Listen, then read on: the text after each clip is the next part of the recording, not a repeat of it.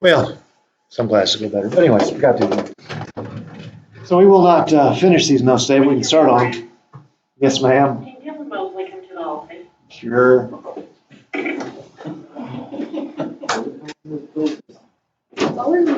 Do what? Anyways, we're recording. Shut the phone. Courtney, there you go.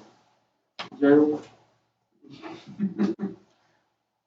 Key concept here in the beginning. This is section unit 7. 7 is exponential functions and logarithms, which is coming. Some of you guys have done Khan Academy and have seen that word logarithm. They're coming too.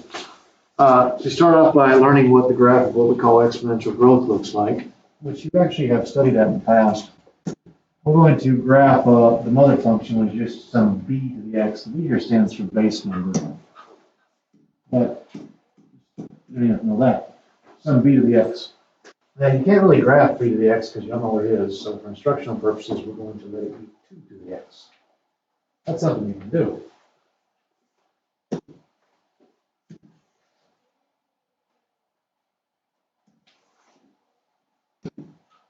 We're going to make a small table. We're going to start at -3.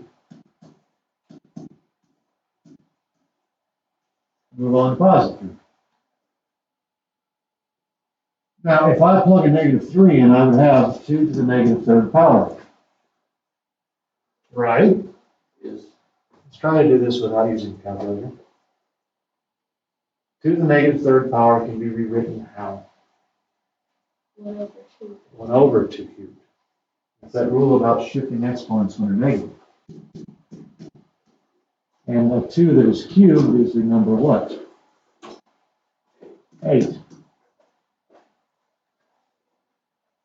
2 to the -2nd could be written as 1/2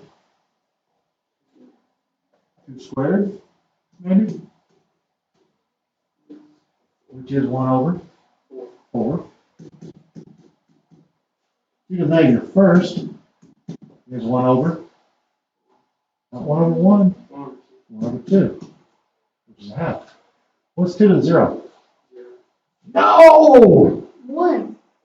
1. That is actually what it is. 2 to the 0 is actually 2/2, which is 1. 2 to the 1st is 2. 2 squared is 4. 2 cubed is 8. There's a small table. It's really hard to plot some of these things, like -3/8. I mean, that's almost impossible to put on the graph, right, isn't it? It's really tiny. -2/4, also ridiculously hard, especially as small as yours are, because yours is tiny. -1/2, 0/1, now we're getting somewhere. 1 and 2, the right-hand side is actually pretty easy to draw. 2 was 4, and 3 was 8. It's pretty obvious to see what's happening on the right-hand side of this graph. After you cross the y-axis, it just basically almost shoots straight up. Now, what do you think is happening on the left-hand side? It's going down. Is it going to cross the x-axis? Okay. So we have a question. Kendall says it'll cross the x-axis. I think I heard somebody in the back say it won't.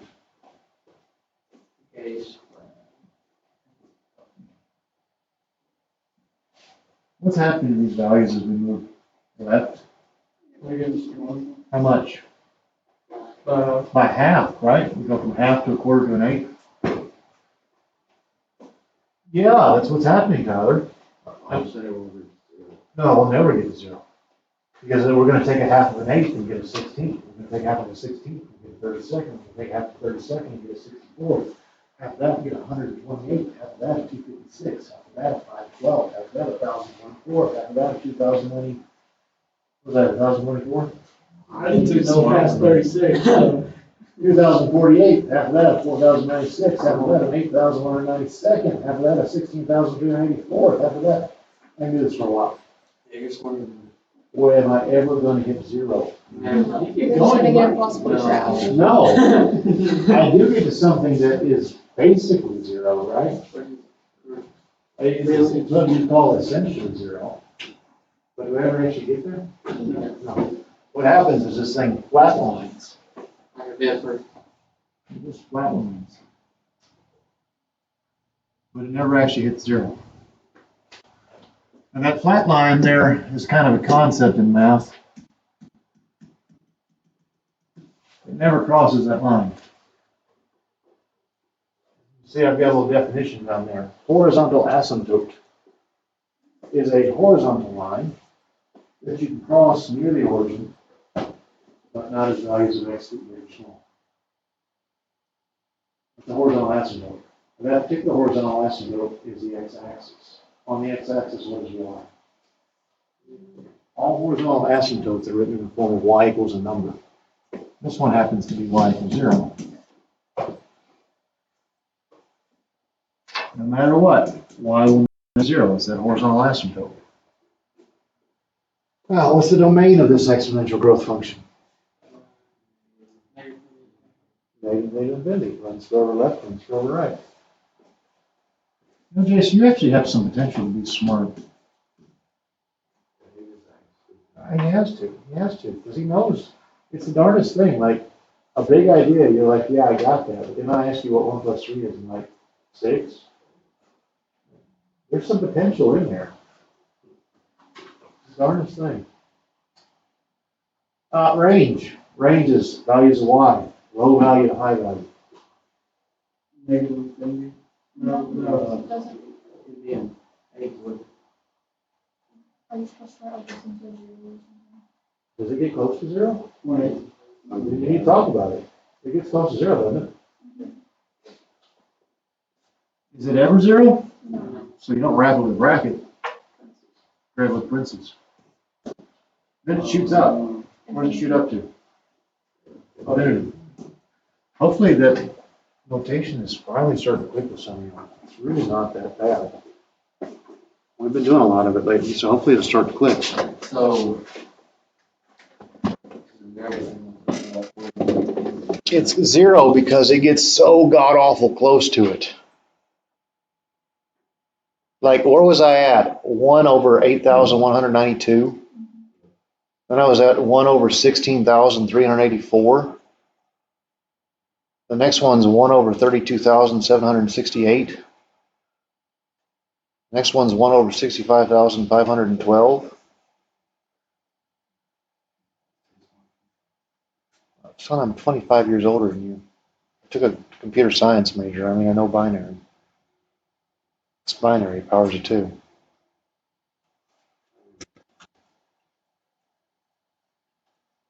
Anyways, you get close to it, but you don't get to be it. You're everything above 0.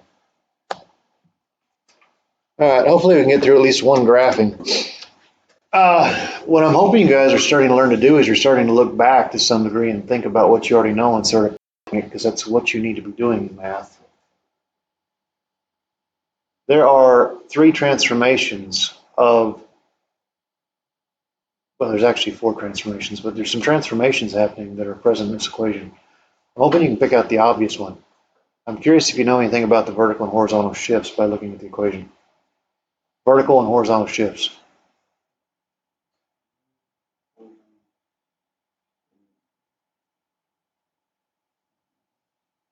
Keep going, Nolan.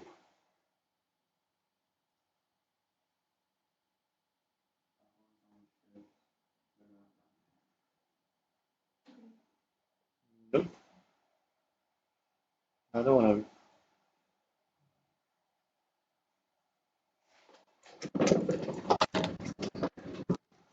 Something we did recent.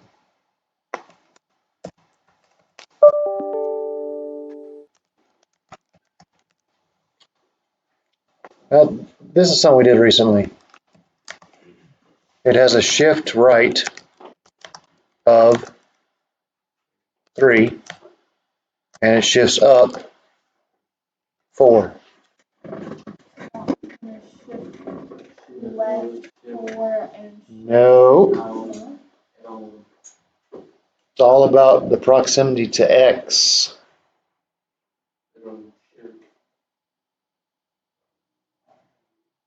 Shifts right 2 and up 3. You It's about proximity to x. It's always been about proximity to x. You had y equals absolute value x minus h plus k. Proximity to x. You had your cube root functions. It was x minus h plus k. It's always about proximity to x. This is actually something that's really form. Y equals the constant here a times some base number x minus h plus k. It's about proximity to x. This thing is shifting right to, because we don't trust this stuff here. Have we ever? No, we've always changed it. We trust the other guy. Our example is actually getting shifted right to from x minus 2, shift right to, and last guy tells us we always trust it up 3.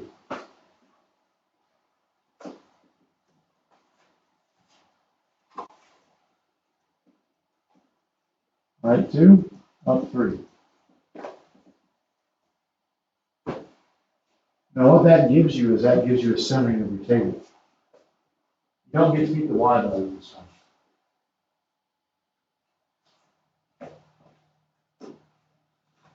This was the center of that function. The x value was 0, but the y value was not. So you get to trust the x value. You don't get to trust the y value. So we'll center the table around 2.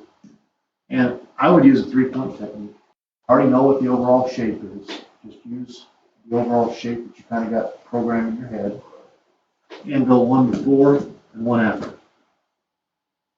And then think about what kind of a mob looked like for this one.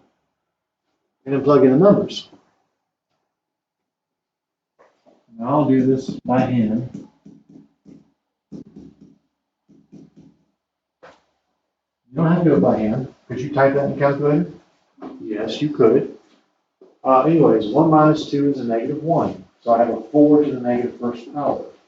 I think about rewriting that as what? 1 over 4, right? 4 to the negative first, is that not 1 over 4? There's a half out front. What's a half times 1 over 4? An 8. Right, Mama. 1 times 1 is 1, 2 times 4 is 8. And 3 plus a 3 is simply 3 and 8. You might have some crazy funky decimal. That's what it is. Now I'll plug in that 2. I'm going to write that out on the board. When I plug in a 2, the exponent is 2 minus 2, which becomes a what? 0. What's 4 to the 0? 1. 4 to 0 is 1. Times a half out front. A half, add the 3 in the back. 3 and a half, 3.5. We'll finish this and I'll be done. Plug in a 3. The last 2 is a 1. Half of 4 is? Oh, half of 4. 2. And 3. 5. So my 3 points are 1 and 3 and 8, 2 and 3 and a half, 3 and 5. And then you think about what the first function was. After it kind of went through the y-axis, it shot up towards infinity. And what did it do towards the x-axis? Flatline, didn't it? We moved the x-axis up 3 units, so we flatline on that dashed line. If you're not drawing these dashed lines, that's part of the problem. Every teacher line doesn't teach us stuff about drawing dashed lines. There's a reason we teach that. Now that dashed line happened to be an asymptote we're learning about today. What do you call it? It travels horizontally. There's a horizontal asymptote there, isn't there? What's the equation? This line right here. Y equals 0. No. On that line, anywhere on that line, y is what? What was it? 3. On that line, y is 3, kids. That's your horizontal asymptote. I don't know how to explain that any other way. Any more of that line wise too? What's the domain of this function? All exponential functions have that as a domain. How about range? 3 to infinity. Good, Kendall. Kendall says 3 to infinity. Parentheses on that 3. It gets close to 3. It'll spend its whole life getting closer and closer to 3. It almost gets there. And then as the numbers get positive, it shoots off to infinity. And we'll continue this lesson later.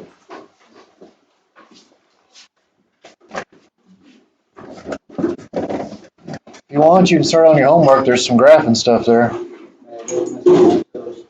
Yeah, go past your Spanish class.